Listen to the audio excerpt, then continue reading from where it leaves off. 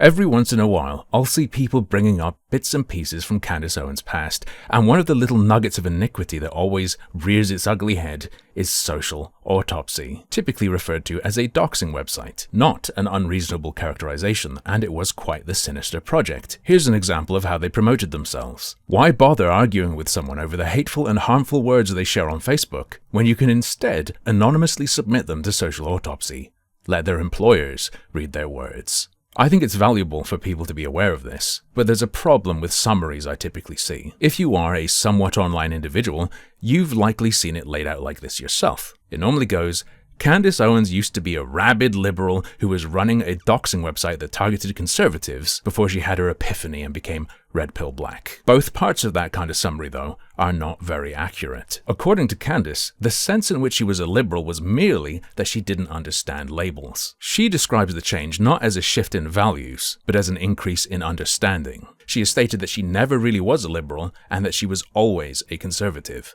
I don't even know that I ever really was a liberal. I didn't care about politics. Yeah. So you have to think about this. I'm just a girl that was trying to pay back my student loans. I wasn't involved in politics. I didn't really know what being a liberal meant, what being a conservative meant. I think at the end of the day, I was always a conservative. According to Candace Owens herself, this get-out-of-jail-free card in the form of her totally flipping overnight is invalid. Additionally, the idea that Social Autopsy was meant to target conservatives is incorrect. In practice, of course, it would disproportionately affect conservatives, but they're not who the gun was being aimed at. Candace Owens' doxing website was meant to target children. People at the time were concerned that minors might get caught up in this, but very, very few were aware that that was the entire point of the project. The version being crowdfunded for on Kickstarter was a test run for that. Here is Candace Owens in 2018 talking to Joe Rogan explaining this. And this is the social autopsy bit that the YouTubers were freaking out about, and they thought that it was a political machine, and it was going to be to help children. I felt I'm not aware of this. What is right. this social So it never bit? launched. It was an idea that I had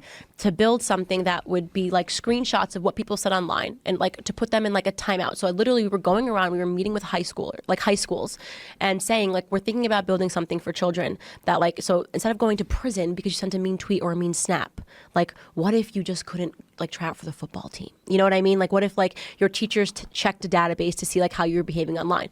Was it like naive going back? Like sure. Like but the idea that the feedback that we were getting from principals was like, first try it on adults, because like if this goes awry, like to do this for children is like not going to be a great idea. Firstly, it was a little bit more than incredibly naive, wasn't it? It was intensely retarded and dangerous. And secondly, this is a good example of why it still matters now. You can say, well, even that statement was in 2018. That's one of the last things she said about it. That's so long ago. The reason it hasn't come up again is only because she successfully lied so much. To me, when you deceive people and do not dispel it, you're engaging in an ongoing wrong for as long as you don't. And even that statement was a deception. She presents what she was doing in 2016 as cautious and responsible, seeing if it was safe for kids. There is a problem though. The year after the Social Autopsy stuff is when she popped off in politics as Red Pill Black. When Social Autopsy jumped back up to bite her in the ass, she would characterize it as a technology that they never got around to building. We were building a technology, not a website. So what he was saying is this is a splash. This is a splash of what we were actually, we never built it. That's the whole point you're missing. Clearly gives the impression that this thing was just an idea and wasn't functional. They didn't even have the tech. However, Social Autopsy was functional, and it was driven by manpower. According to their Kickstarter, they had already made 22,000 profiles for people, and that the funding was primarily to expand their team of web analysts so they could make profiles faster. They also did in fact have the tech.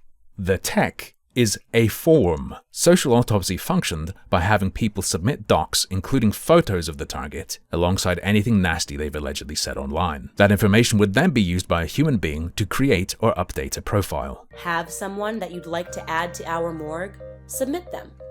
Our database is continually grown by anonymous submissions from individuals like you.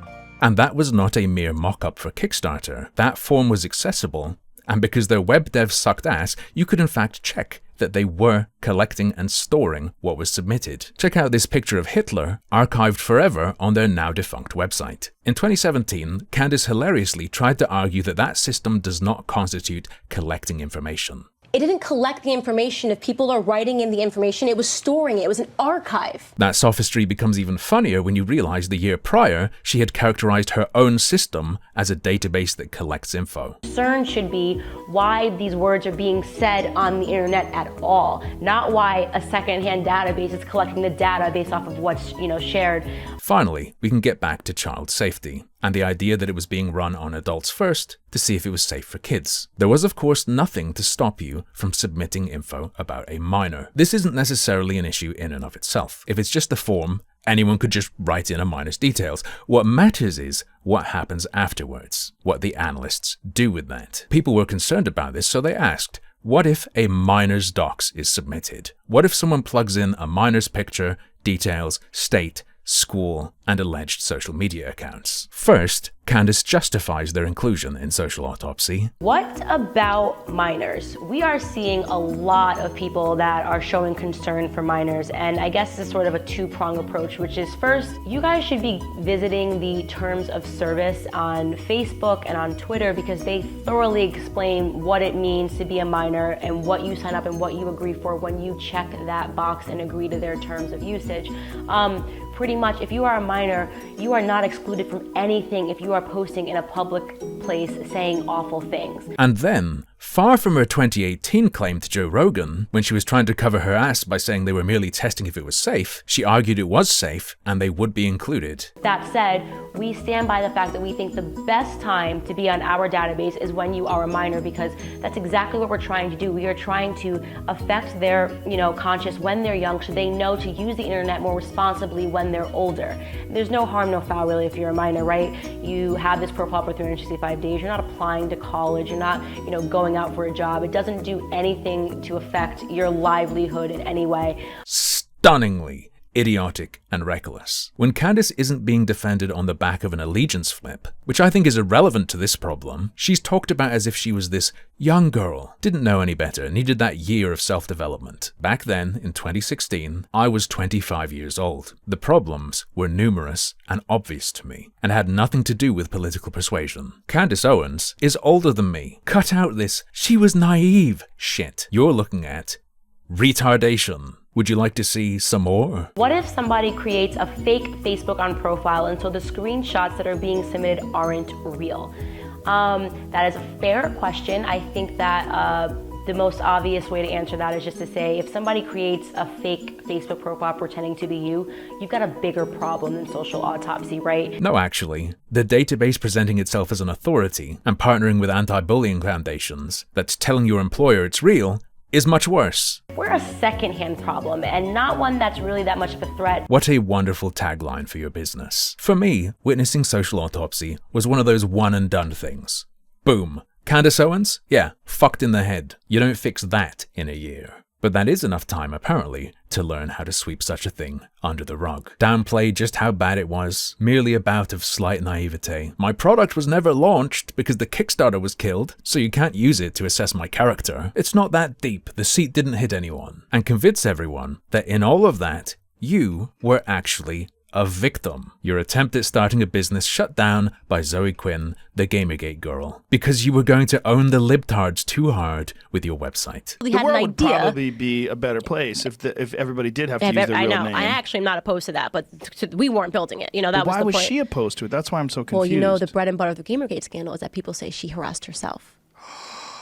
I can't believe the SJWs did this to a black businesswoman. There was barely anything wrong with Social Autopsy. Candace Owens won the info war, if you will, and very handily. There's more detail that can be gone into, but I don't think it's worth anyone's time. This is just why, to me, as a person really, she's a write-off. As a piece on the board, the question people are more concerned with is she a grifter? I mean, if she is, grifters have pros and cons, right? If they're good at what they do and you can capture them, have them working for you, that can be great. So long as when you build them up, you recognize the risk that a powerful enough entity could come in and flip them, subverting all of what you're doing instantly. Especially if you end up being more loyal to them than they are to you. Handle with care. Make sure you're using them, they're not using you.